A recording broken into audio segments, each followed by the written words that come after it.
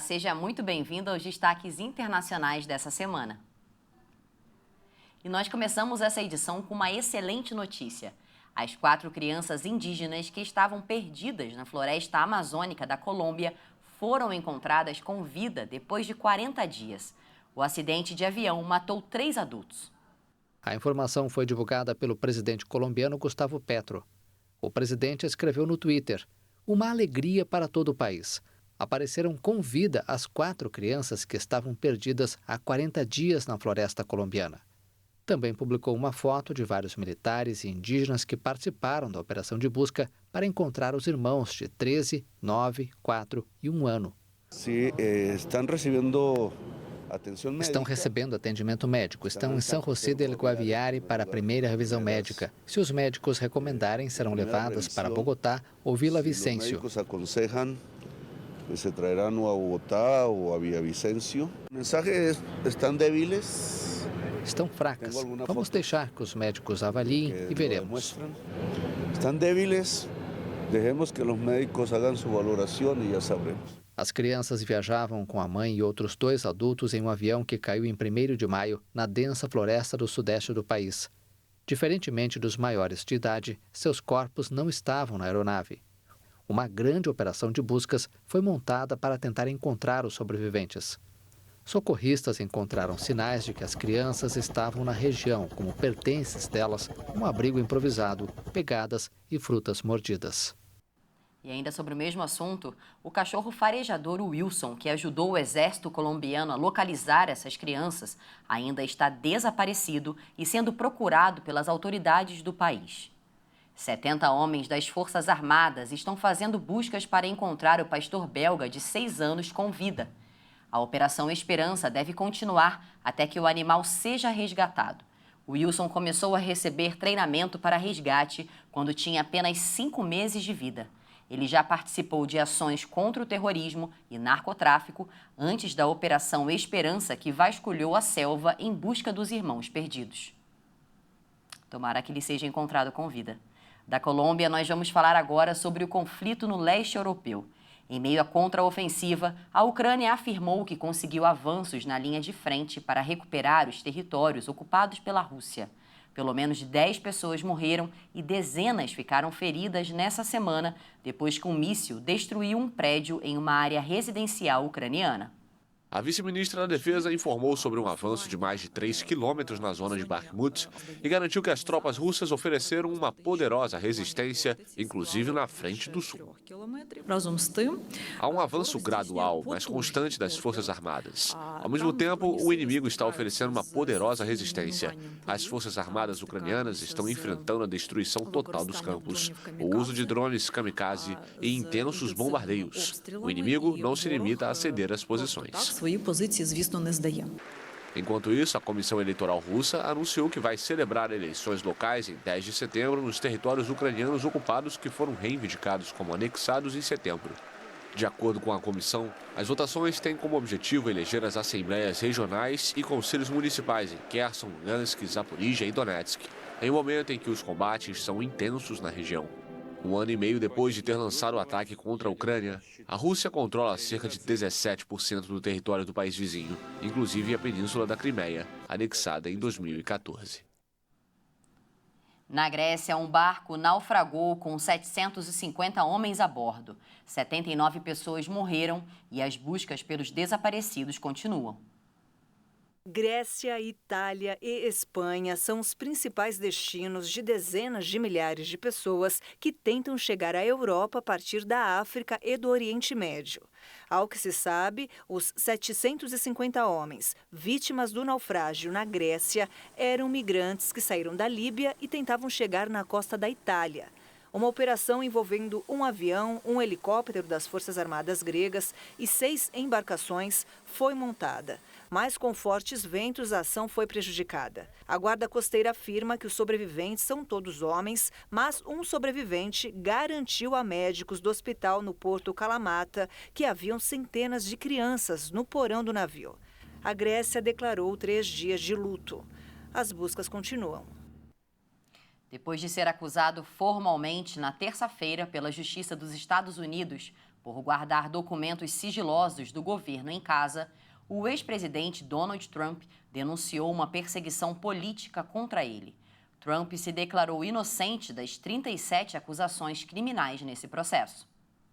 Trump, que busca voltar à Casa Branca em 2024, acusou o atual presidente Joe Biden de interferência eleitoral.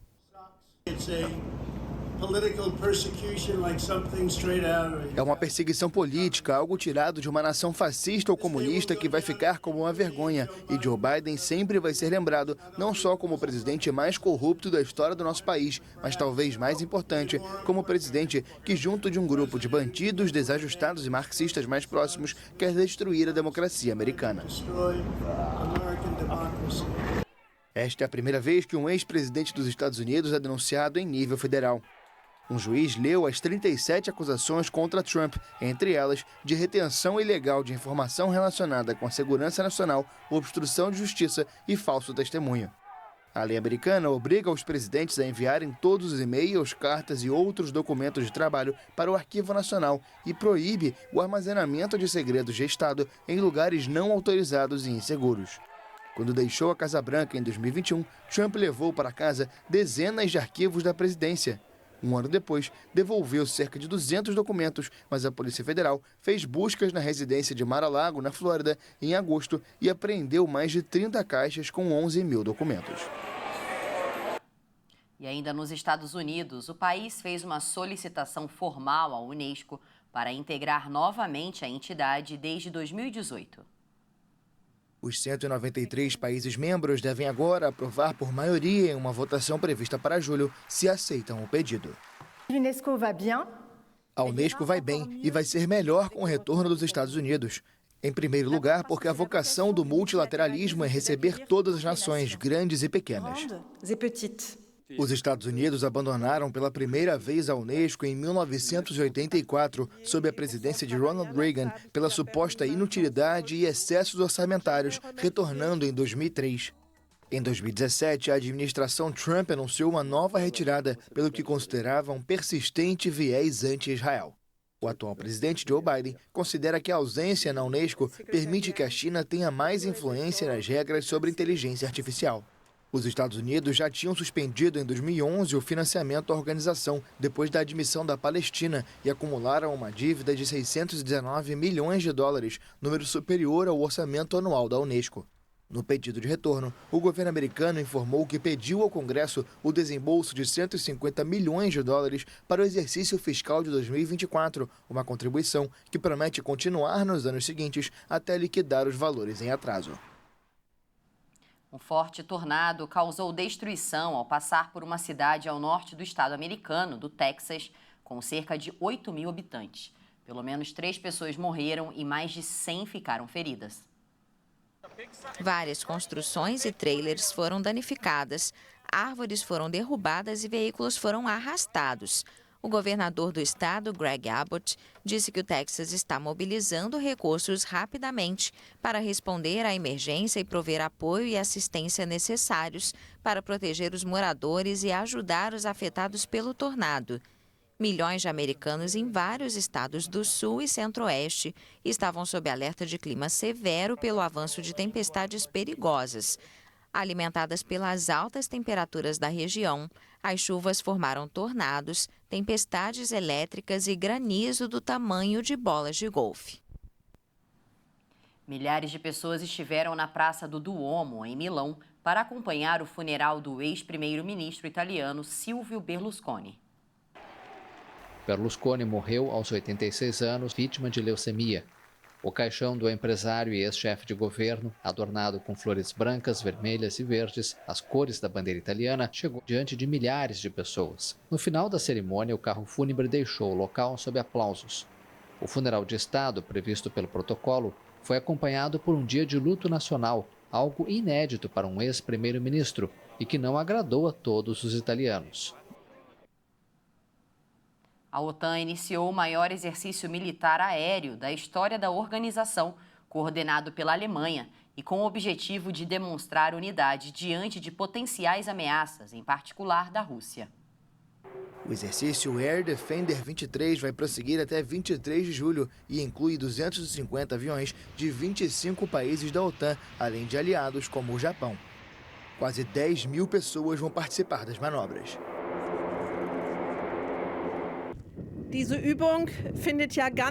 Esse exercício ocorre deliberadamente em um nível que não pretende contribuir para a escalada de tensões.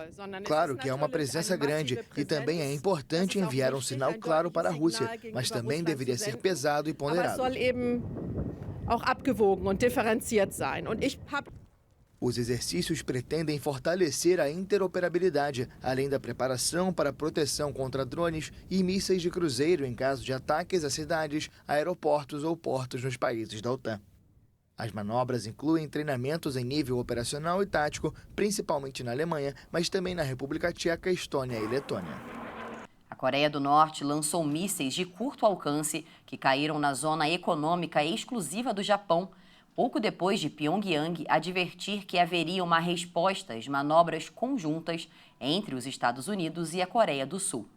Essas imagens são da manobra entre os dois países. A zona econômica exclusiva se estende por até 370 quilômetros da costa japonesa. O primeiro-ministro do Japão, Fumio Kishida, explicou que os disparos não causaram danos. O Estado-Maior Conjunto da Coreia do Sul afirmou que detectou o lançamento de 2 mísseis balísticos de curto alcance. As relações entre as duas Coreias estão em um dos piores momentos dos últimos anos. A Coreia do Norte lançou vários mísseis desde o início do ano, em uma série de violações das sanções contra o país, incluindo disparos de mísseis balísticos intercontinentais.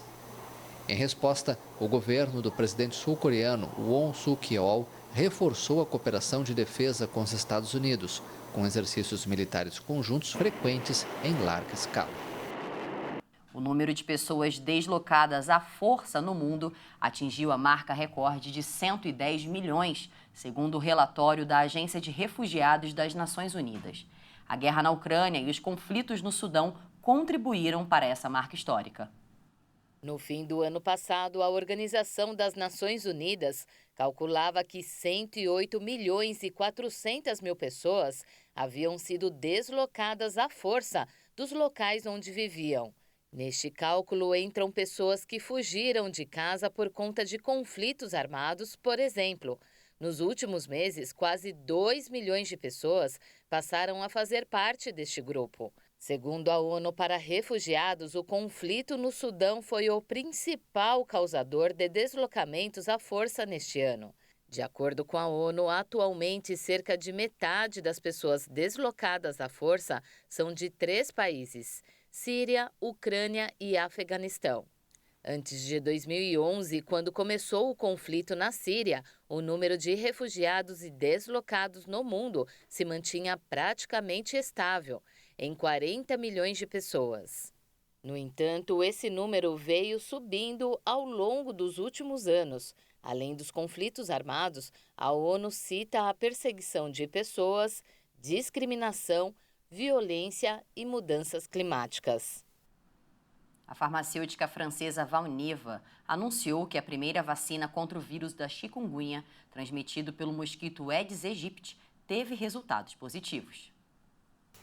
Detectado em 115 países desde sua descoberta na Tanzânia em 1952, o vírus causa febre e dores nas articulações. O chikungunya é transmitido aos seres humanos por meio de mosquito do tipo Aedes. A doença, para a qual ainda não existe medicamento, cresceu exponencialmente nas Américas. De acordo com a Organização Mundial da Saúde, entre janeiro e abril, foram detectados 135 mil casos no continente. A Valneva testa a vacina em adolescentes no Brasil, onde o vírus é endêmico. Os resultados podem ser decisivos para o futuro do imunizante. A vacina desenvolvida pela empresa francesa é conhecida como VLA 1553 e pode receber a aprovação das autoridades americanas em agosto. Falando agora de economia, o Banco Central Europeu aumentou as taxas de juros pela 8ª vez consecutiva para conter a inflação na zona do euro. A decisão semelhante à de maio tem como meta conter a inflação da zona do euro, que, segundo estimativas, continuará muito alta nos próximos meses. A inflação tem diminuído, mas a projeção é de que permaneça muito alta por muito tempo. Estamos determinados a garantir que a inflação volte em tempo hábil à nossa meta de médio prazo de 2%. A presidente do BCE, Christine Lagarde, ainda considerou muito provável que haja novos aumentos na próxima reunião da instituição em julho. Para ela, ainda há um caminho a percorrer para conter a alta de preços da zona do euro, composta por 20 dos 27 países da União Europeia. A elevação desta quinta-feira foi o 8º aumento consecutivo dos juros pelo Banco Central Europeu. E antes de encerrar, olha só essa notícia.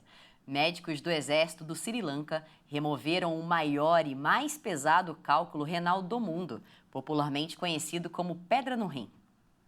O cálculo foi removido do ex-sargento Canistus Conge, de 62 anos, e pesava 801 gramas, mais de 5 vezes o peso de um rim masculino, em média.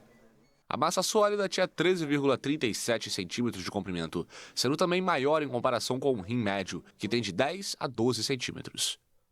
De acordo com o comunicado hospitalar militar de Colombo, a remoção cirúrgica da maior e mais pesada pedra renal do mundo ocorreu em 1º de junho. O anúncio das autoridades aconteceu depois que o Guinness Book certificou o recorde. Os médicos garantiram que o rim funciona normalmente apesar da retirada da pedra.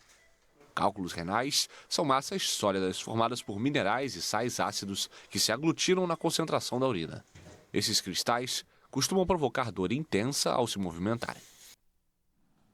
E essa edição fica por aqui. Desejo que você tenha um excelente final de semana. Se quiser rever alguma das nossas reportagens, é só acessar o nosso canal Hit Notícias no YouTube. Obrigada pela companhia. Tchau, tchau.